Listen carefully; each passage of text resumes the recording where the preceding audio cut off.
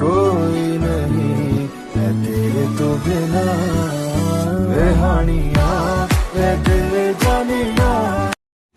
चला तर आम्ही फायनली निघालो माडीला. आमचा प्लॅन झालेला दोघांचाच टू व्हीलरवरती जायचा, पण नंतर आम्ही आठवड्याभरामध्ये प्लॅन केला तिघा चौघांचा. चौघंजण म्हणता म्हणता अजून त्याच्यात ॲड झाले 7 जण. 7 जण झाल्यानंतर आम्ही निघालो मडीला. 4 व्हीलर केली. मग काय बोलायचं आहे, फायनली आम्ही पोचलो मडीमध्ये. पाऊस होता, खूप पाऊस होता, तरी पण मग म्हटलं चला आता वरती दर्शनाला निघूया. काय पायऱ्या चढत चढत चढत चढत चढत मस्त गेलो वरती. पहिलेच मग दर्शन केलं आम्ही. तिथलं थोडासा बाहेर बघितलं परिसर, तर खूप मस्त होता. तिथं देवाच्या ठिकाणी म्हणतात ते चांगलं असतं नाही का. तर आम्ही दर्शन केलं. दर्शन केल्यानंतर मग आम्ही आतमध्ये सगळं फेरी मारतात, फेऱ्या मारल्या मस्त देवाच्या आसपास. मस्त वाटलं. देवाचं दर्शन झाल्यानंतरही आम्हाला खूप भारी वाटलं नाही का. मग नंतर आम्ही खाली उतरायला नाश्त्यासाठी आलो फायनली. थंडगार गारे तुमचं गाव कुठलं? घरे इकडं गाडगर गाडगर. नाणेगाव. नाणेघाट आहे. मग काय मस्ती हजा मस्ती चालू झाली आमची. म्हणजे तिथं हसत हसत आपलं मस्तपैकी चहा झाला, नाश्ताही गेला.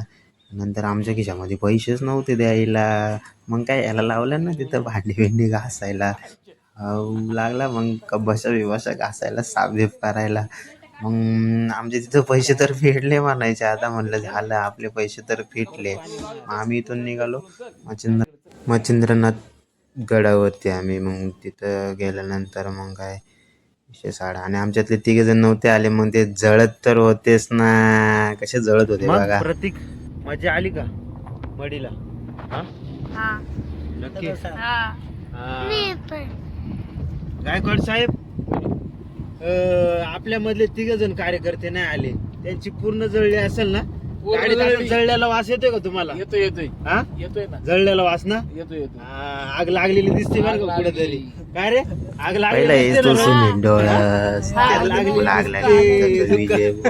त्याला पण आग लागली. आम्ही पोहोचलो फायनल गडावरती. मस्त होतं गडावरती, पण खालच्या गडाला थोडंसं दुकानांमुळे आहे ना, तर साफसफाई ठेवा मित्रांनो. तर आलेले पर्यटकांना पण सांगण्याची विनंती आहे मित्रांनो माझ्या, की पाणी बॉटल असो किंवा तुम्ही खायला वगैरे काय घेताय ते कचराकुंडीतच टाका मित्रांनो. कारण तिथं दुकानदारांना पण माझी विनंती आहे की तुम्ही थोडंसं म्हणजे दुकानापुढची थोडीशी घाण साईडला केली, जाळला वेळ तर ओके होईल. तर आम्ही फायनली वरती गडावरती पोचल्यानंतर आम्हाला दर्शनही झालं.